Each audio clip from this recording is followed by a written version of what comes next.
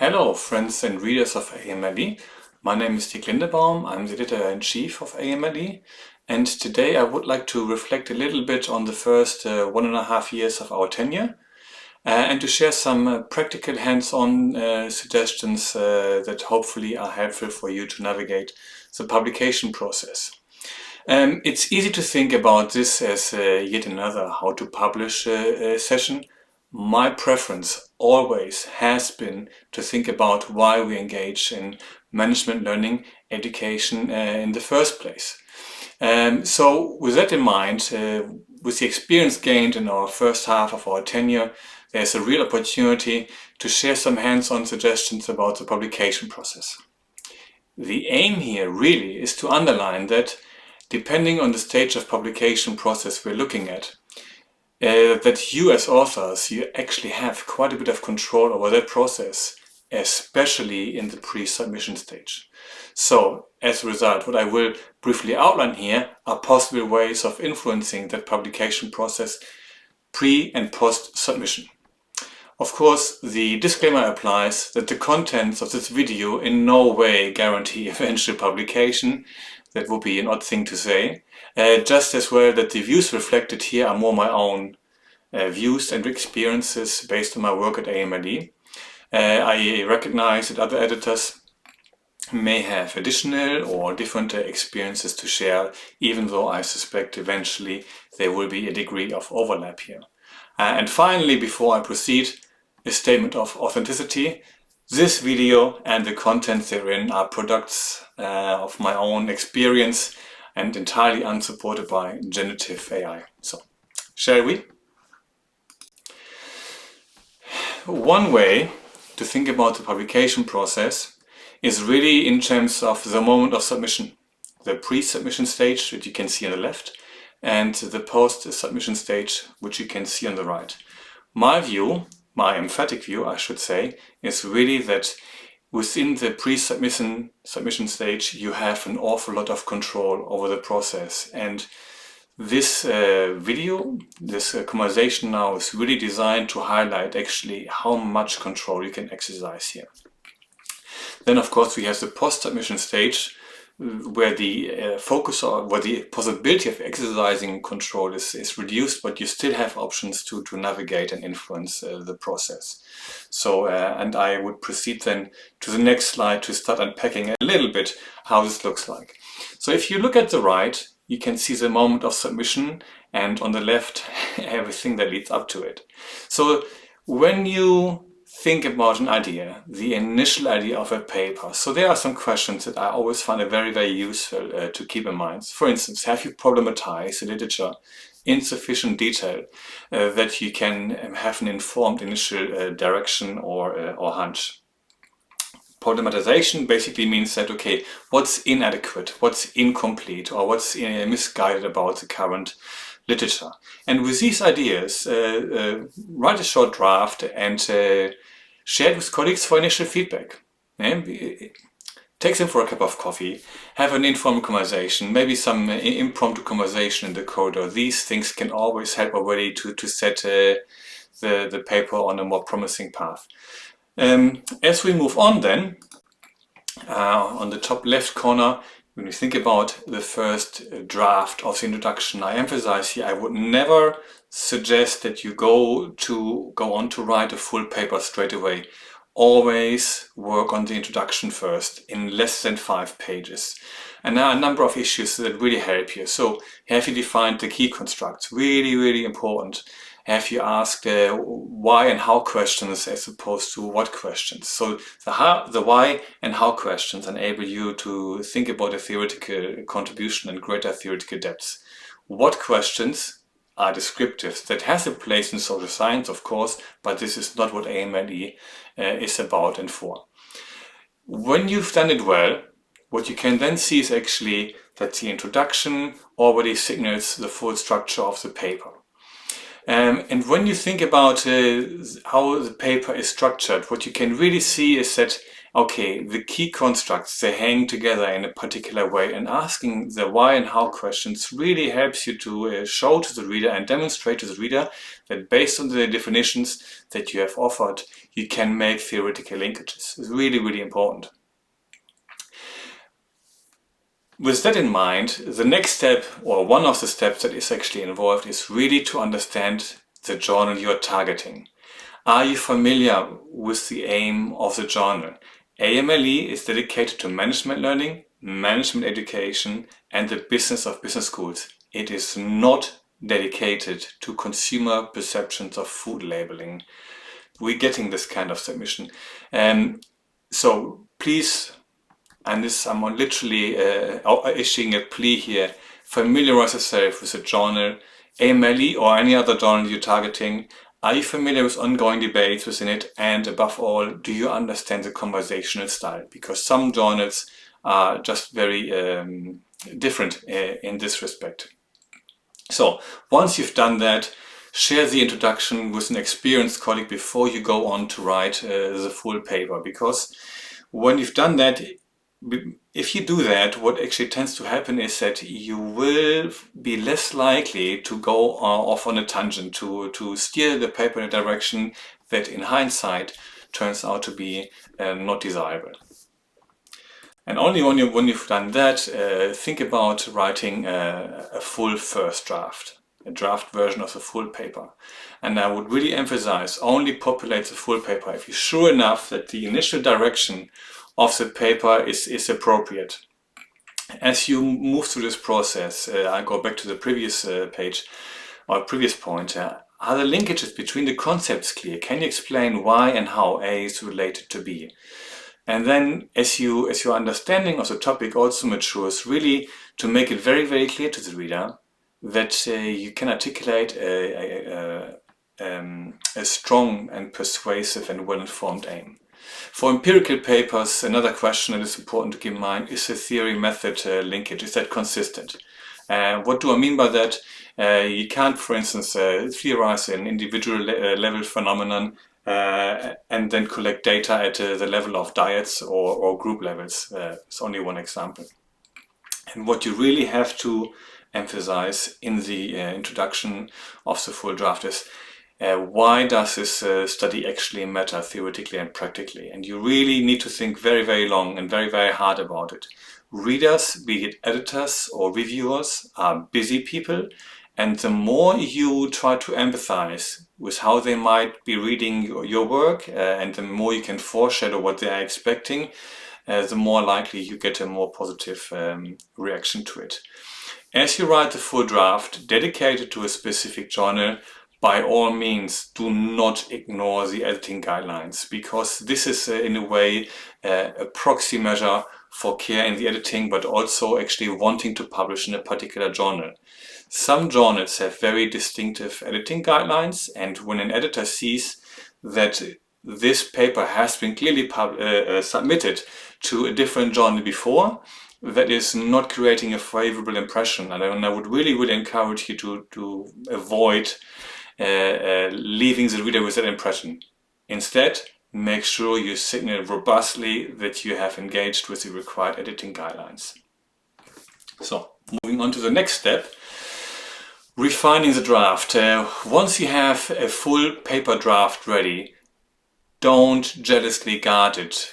Go out, expose it, share your ideas, discuss your ideas, go to conferences and workshops where you can expect quality feedback. Once you've done that, I would go a step further still, as I tend to do on a reciprocal basis with colleagues. Ask colleagues for a critical but constructive peer review. And I want to be sure to highlight these shouldn't be nice reviews. They should be uncompromising but constructive in showing where more work is needed. At AMLE, we're not only theory-driven, but also service-driven. So I would encourage you to also make use of the Talk to the Editor sessions. The online details can be found on our websites. And lastly, before you submit a paper, use the cover letter wisely. I'm amazed how many submissions that I process are not featuring any cover letter. I think this is a lost opportunity for authors, because you can use the cover letter wisely to help the editor or associate editor make connections with ongoing debates in the paper. When there is a conflict of interest, the cover letter is also the moment to point this out. Okay, so if we move on to the next stage, the post-submission stage, a number of things to highlight here. So here, the moment of submission is on the left, and the direction of travel proceeds to the right. So when we look at the bottom left corner, so the paper is then considered after submission for the first decision. If the paper is desk rejected, I politely refer you back to the previous pages for a thorough diagnosis. Sometimes, as I've just done today, a paper may be issued a desk edit, which is basically, it's a rejection with the possibility to resubmit. It means the door cracks open, but it's still liable to closure. And I want to be very clear here that even though I spent a lot of time writing these desk edit letters, I'm not always sure that authors spend sufficient time and energy on addressing these comments. So that's already an option where you can exercise a lot of influence. If the paper is sent for peer review, that's already the first big hurdle taken. The door opens a little further, but still all outcomes are indeed possible. Moving to the top, revise and resubmit. Well done. Take a deep breath, but please do not rush it. We see a lot of submissions that are rushed. They are revised in a kind of half-hearted attempt, and that is a waste of author time. It's a waste of editor time, journal time, and it just is a recipe for a lot of disappointment. So please do take your time to get it right. And one way you can do it is to actually consult experienced scholars in interpreting the letter and your draft responses.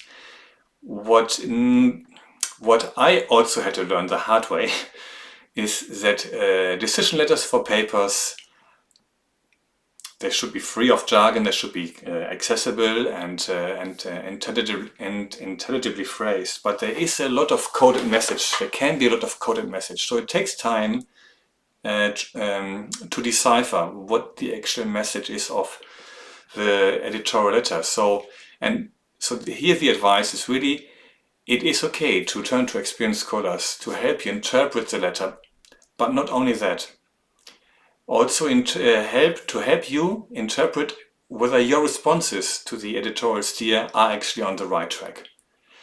Once you establish that this seems to be a decent and appropriate interpretation, only then I would advise to actually go into the paper. So that's the second point. Only revise the full paper if you feel the editorial and reviewer steer have been fully understood.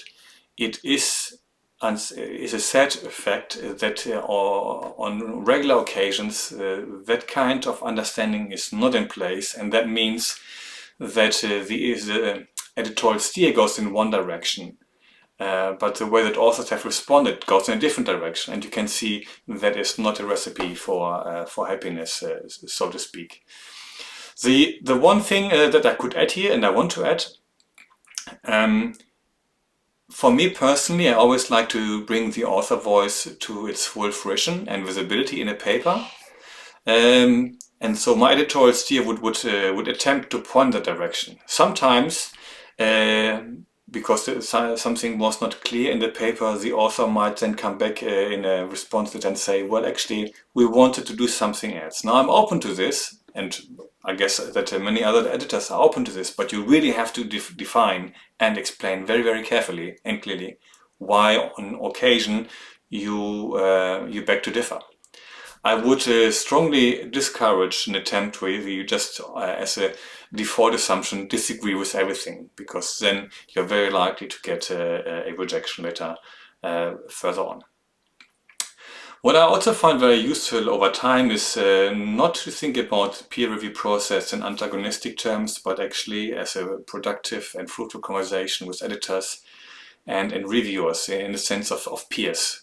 And if, even though we can sometimes disagree, but there's no need to become disrespectful. And actually, when you are engaged with the reviewers and editors in a respectful way, even though it can involve disagreements, it just creates a very, very different atmosphere for you, for the entire team that is involved in curating and shaping your scholarship. So please keep that in mind.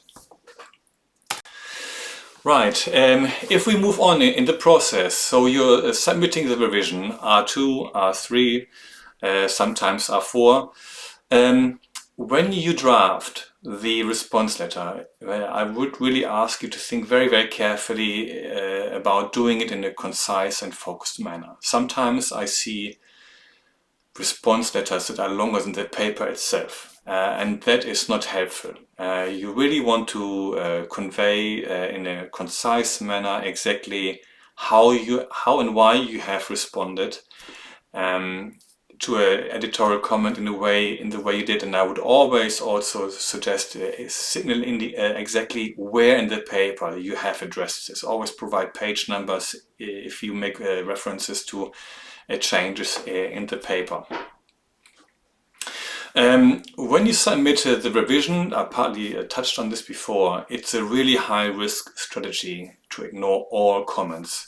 And I would again encourage you to deviate if you find a solid justification for deviating from the editorial and reviewer steer. Just do it in a kind of a professional and respectful way and provide the justification that helps you to convince a reviewer. And the editor, of course. So, acceptance, if that happens, I only can say, well done. It just means that you are likely to have managed the pre- and post-submission processes and stages well. I like to see more papers being accepted. I can say this very honestly to those who are listening and those who are watching this video. It is not a badge of honor for me to say we have a 4 or 5% acceptance rate. No, it's not a badge of honor at all. For me, it's a motivation that actually we can publish more. We can publish more, particularly if authors manage the process or the publication process pre-submission much better. So this was, again, I'm going back to the start of this conversation, this was the motivation here, to demonstrate that you actually have quite a bit of control over the direction of travel for the paper pre-submission. On that note, I move on to the end of this hopefully short enough talk and video arrangement. So looking forward, the main message and the plain message for me really is that the publication process is not entirely outside your control. If you look at the pre-submission stage, you can do an awful lot, not everything, but an awful lot, to set the direction of travel for the paper on a promising path. And I would really, really encourage you, also on behalf of all our associate editors, to take the pre-submission stage very, very seriously. Don't rush it, take your time, because once you've done that well, you just increase your chances after submission. One motivation for me to do this video call here is really the experience that we get a lot of submissions that it's either the case that authors couldn't be bothered or that authors didn't know how to prepare a manuscript with care. That consumes a lot of resources for people that volunteer their time to offer community service. So I would like to extend a plea here to say really there's a lot of volunteering that makes the system work, and it would be appreciated if people would and authors would take more time to make sure that whatever is being submitted, it's fit for purpose. There's pride in the editing of the of the manuscript. It's neatly edited.